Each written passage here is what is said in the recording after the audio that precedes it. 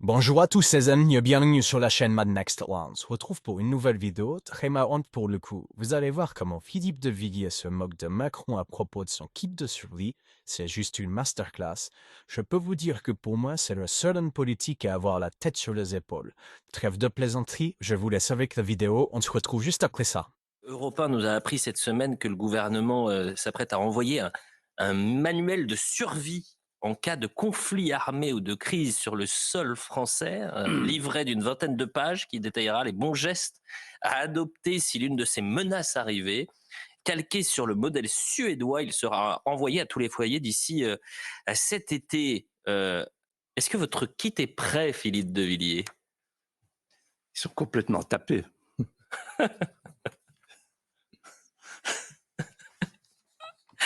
Moi, quand ma femme m'a montré le truc, j'ai dit, voilà. Alors, j'ai un kit, moi. Vous avez un kit? Ouais. Et vous avez quoi dedans? Un kit personnel. Donnez-nous les éléments de votre kit. Vous êtes dans l'indiscrétion. Bah, on est ensemble, on est entre nous, Philippe. Vous avez le droit de nous donner votre kit. Dans mon kit, j'ai une bouteille de pastis. Non, mais parce que c'est le kit de survie.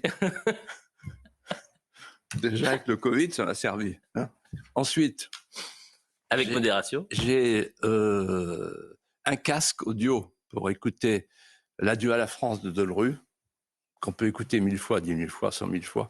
Et puis le Requiem de Forêt, si ça va trop mal, on se prépare. Et puis 2 livres que j'apporte, que j'ai prélevés dans ma bibliothèque, c'est l'anthologie de la poésie française de Georges Pompidou et Citadelle de Saint-Exupéry. Prenez pas Mémoricide? Alors, j'ai un stylo. C'est si vous êtes sur la voie. Ah bah alors. Non, mieux que ça. J'ai un stylo et un petit bloc de papier pour écrire le tome 2. Oh! Eh oui. Ah, mais attendez, faites attention parce que ça peut être une information. Alors attention, ça c'est en cas de, c'est dans une grotte. Hein, c'est quand il y aura les abris, parce que Papa Macron va nous parler des abris là. Vous savez, bientôt, on va avoir les abris qui vont avec, vous voyez, des blocs de béton, etc. Et à ce moment-là, là j'écris. C'est une vraie info quand même. Il y a une suite attendez, moi, entre les lignes, je comprends que vous avez déjà votre stylo.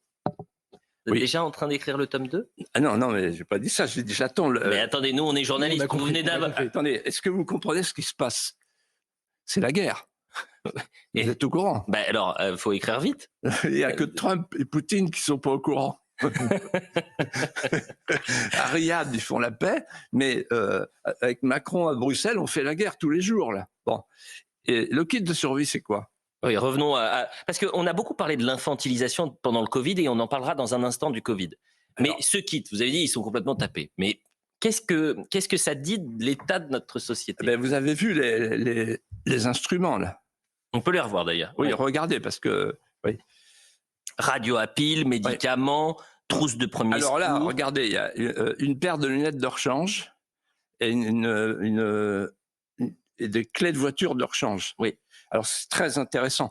Ce kit a été pensé par l'État profond. Ce sont des gens, en général, les premiers dans la botte de l'ENA. Ils sortent, c'est les plus intelligents de tous les Français. C'est les Saint-Simoniens. Et là, en fait, comme on est en guerre, ils préparent la guerre. Alors, moi, je dis la chose suivante. Quand j'ai vu les lunettes de rechange, je me suis dit, bah ouais, évidemment, les lunettes de rechange, pour voir arriver les chars russes sur les Champs-Élysées, il vaut mieux avoir 2 paires de lunettes pour être sûr de les voir. Parce que si on les voit pas, on sera pris au dépourvu. Et puis ensuite, la clé de secours. Si ma voiture brûle, bah, au moins, j'ai une clé de secours.